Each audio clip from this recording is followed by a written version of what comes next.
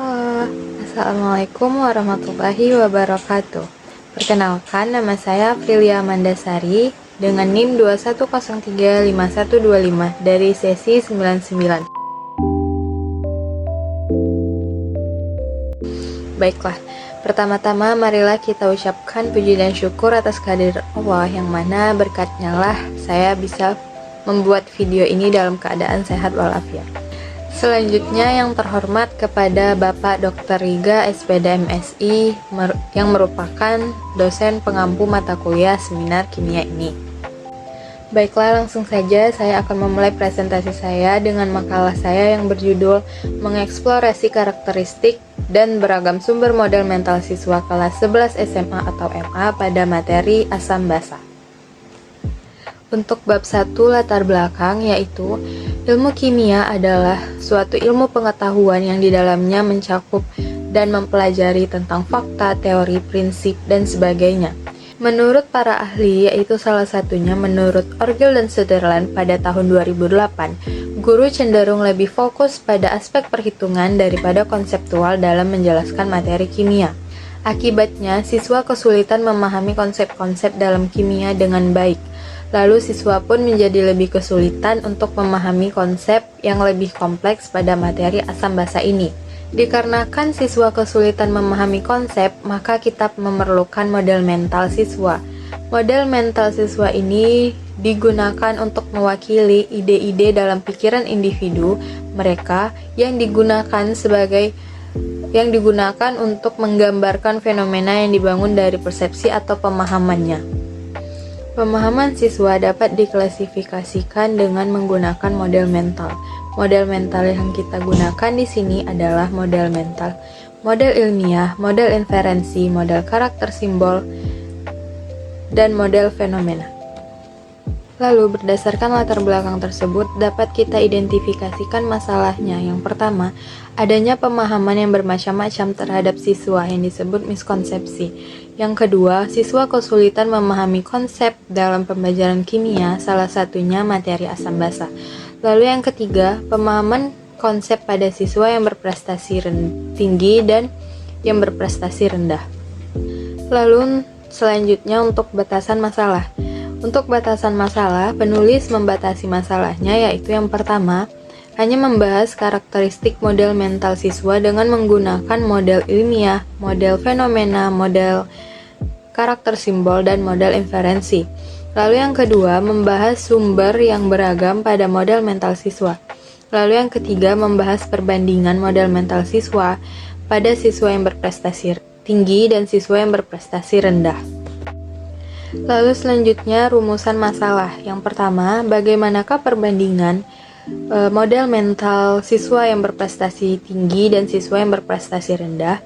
Lalu yang kedua, apa saja sumber-sumber yang beragam pada model mental siswa tersebut? Lalu yang ketiga, karakteristik model mental apa saja yang digunakan dalam memahami pembelajaran kimia pada materi asam basa? Baiklah, selanjutnya tujuan penelitian.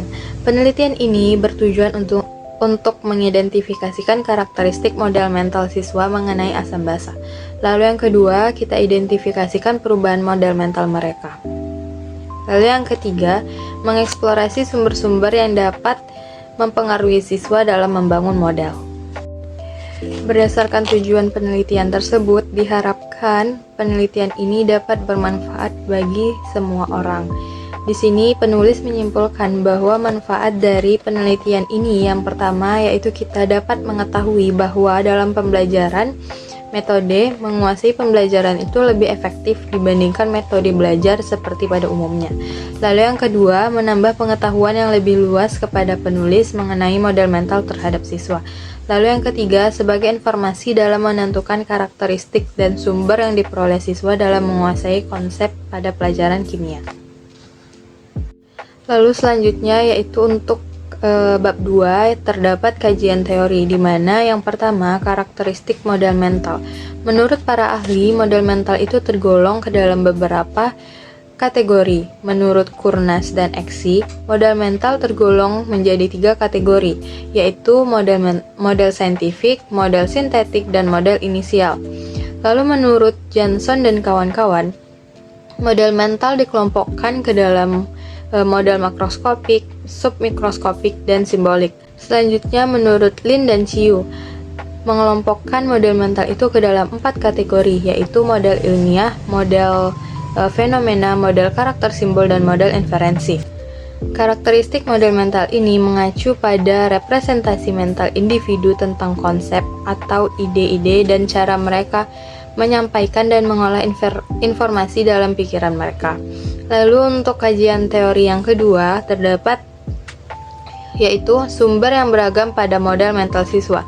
Sumber-sumber ini beragam, salah satunya itu adalah instruksi dari guru, bahasa dan kata-kata, pengalaman sehari-hari, pembelajarannya di dalam kelas, lingkungan sosial, dan intuisinya masing-masing. Lalu yang ketiga, konsep asam basa. Konsep asam basa ini memiliki aspek kimia yang bersifat tidak abstrak dan abstrak. Lalu untuk yang konsep kimia bersifat tidak abstrak antara lain yang berkaitan dengan pengujian sifat asam dan basa menggunakan indikator asam basa, yaitu indikator lakmus merah dan lakmus biru. Zat seperti yang kita ketahui bahwa zat yang bersifat basa jika diuji dengan lakmus merah maka berubah menjadi biru, dan jika diuji dengan lakmus biru maka akan tetap berwarna biru.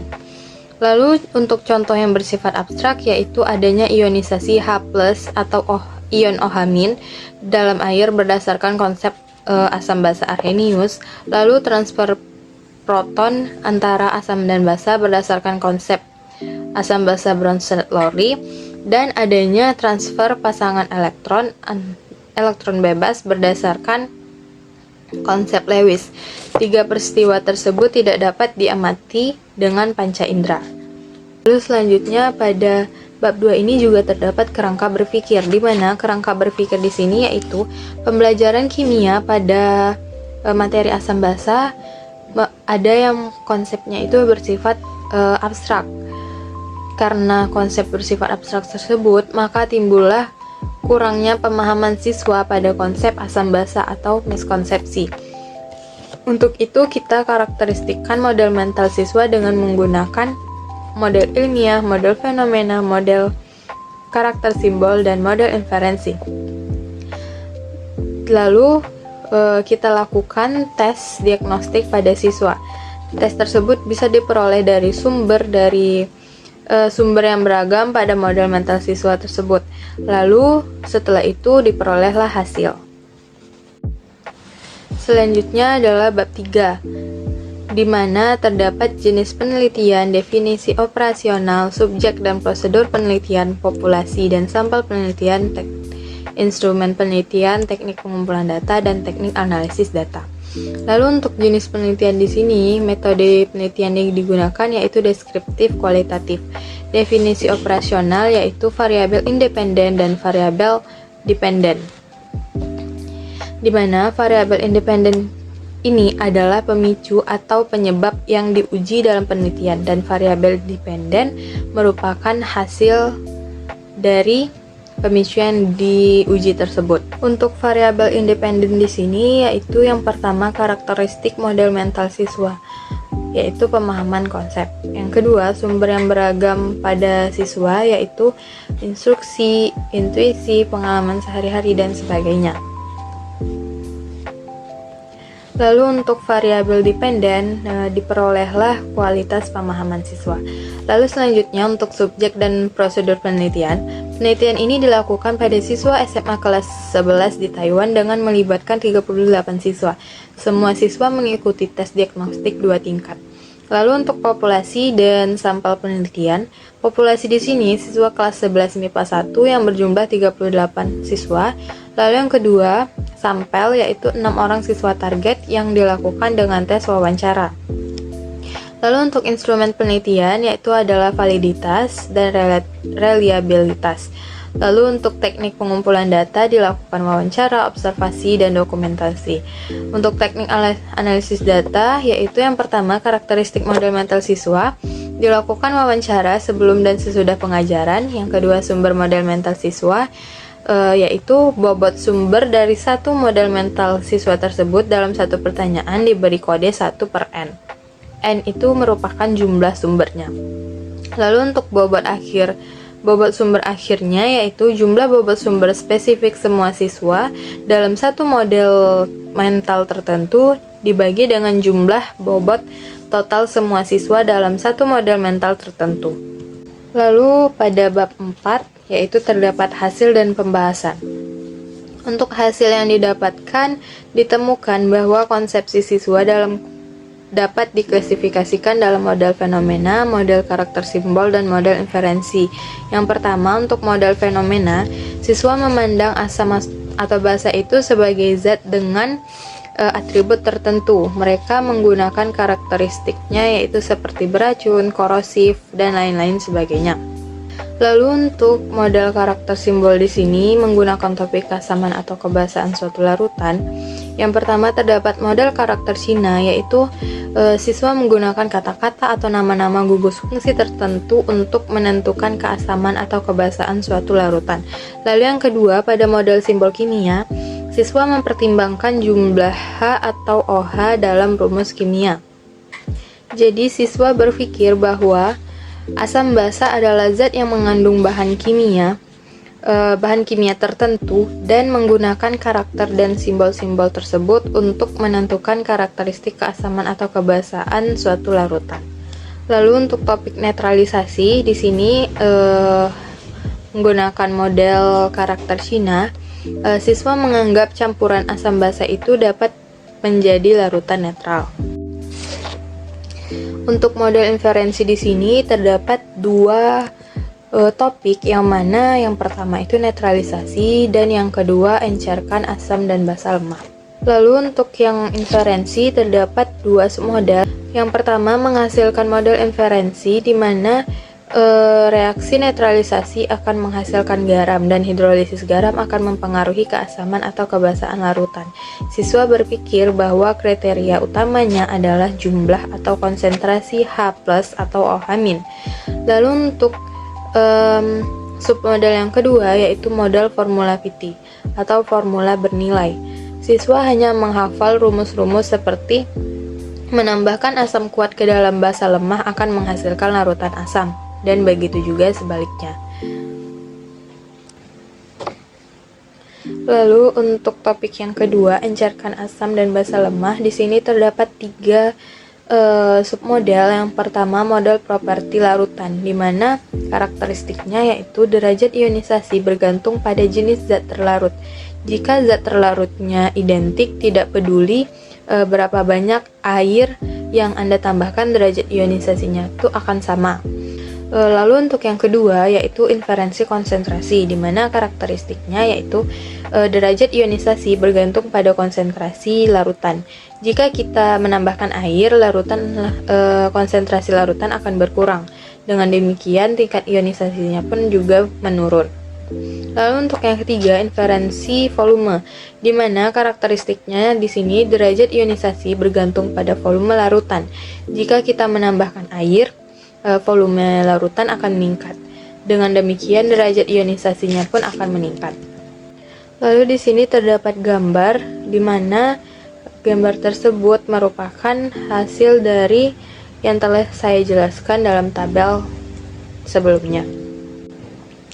Lalu selanjutnya pembahasan.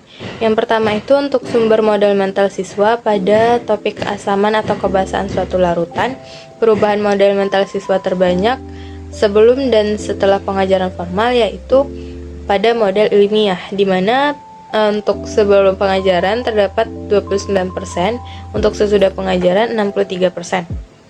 Sumber yang diperoleh siswa yaitu intuisi sebanyak 43%, buku referensi 29%, sekolah yang menjejalkan 14%, dan media TV jaringan 14%, dan dari pengajaran formal itu sebanyak 73%.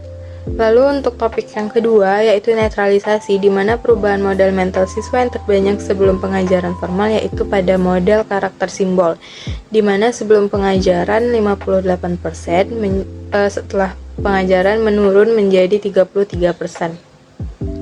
Sumber yang diperoleh siswa tersebut dari intuisi sebanyak 29%, lingkungan sosial yaitu diskusi teman sekelas sebanyak 29%, pengajaran formal 29%, dan pengajaran di luar sekolah sebanyak 14%.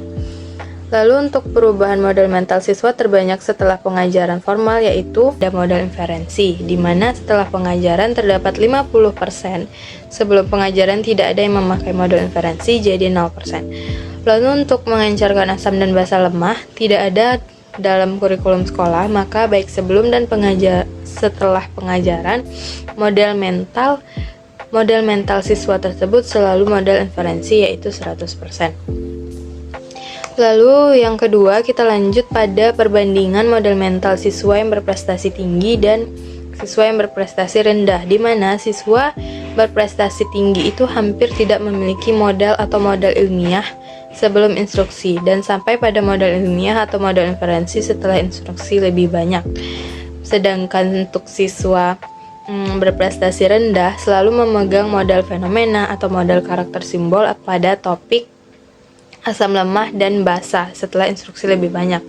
Lalu untuk model sifat zat terlarut pada topik encerkan asam dan basa lemah setelah lebih banyak instruksi, lebih banyak mengubah model mental mereka ke model mental karakter setelah instruksi. Untuk sebelum instruksi, sumber terpenting yang mempengaruhi siswa berprestasi tinggi itu adalah intuisi, pengajaran di luar sekolah atau buku referensi, dan instruksi sebelumnya. Setelah pengajaran, siswa hanya menggunakan pengajaran formal yang dapat mempengaruhi konsep belajar mereka. Lalu untuk siswa berprestasi rendah, sumber terpenting yang mempengaruhi mereka sebelum pengajaran adalah beragam, yaitu intuisi, lingkungan sekolah, lingkungan sosial, pembelajaran di luar sekolah, dan pengajaran sebelumnya. Bahkan setelah pengajaran, pengaruhnya itu masih beragam, termasuk pengajaran formal, intuisi, dan lingkungan sosial. Nah, setelah dibahas penelitian tersebut, maka penulis menyimpulkan bahwa kesimpulan pada penelitian ini yang pertama, karakteristik model mental siswa itu dapat dibagi menjadi model ilmiah, model fenomena, model inferensi, dan model karakter simbol. Lalu yang kedua, model mental siswa terbanyak pada indikator keasaman dan kebasaan suatu larutan, yaitu model ilmiah sebanyak 29% sebelum pengajaran dan 63% setelah pelajaran. Untuk pada indikator netralisasi, model mental terbanyak yaitu model karakter simbol pada sebelum pelajaran sebanyak 58% dan inferensi sesudah pelajaran itu sebanyak 50%. Dan karena topik asam basa lemah itu tidak ada dalam kurikulum sekolah, maka baik sebelum dan sesudah pengajaran tersebut model mental siswa selalu model inferensi yaitu 100%. Lalu untuk kesimpulan yang ketiga, model mental terhadap siswa yang berprestasi tinggi dan siswa yang berprestasi rendah itu adalah berbeda, di mana siswa berprestasi tinggi itu memiliki model mental yang lebih konsisten dan konteks yang berbeda-beda, dalam konteks yang berbeda-beda. Lalu untuk siswa yang berprestasi rendah itu dipengaruhi oleh instruksi formal. Sedangkan untuk siswa yang berprestasi rendah, mereka memiliki model mental yang lebih banyak dan tidak konsisten, serta mudah dipengaruhi oleh sumber yang beragam. Baiklah, sekian yang dapat saya sampaikan. Mohon maaf apabila ada kekurangan dan kesalahan dalam penyebutan kata-kata. Saya akhiri dengan wassalamualaikum warahmatullahi wabarakatuh.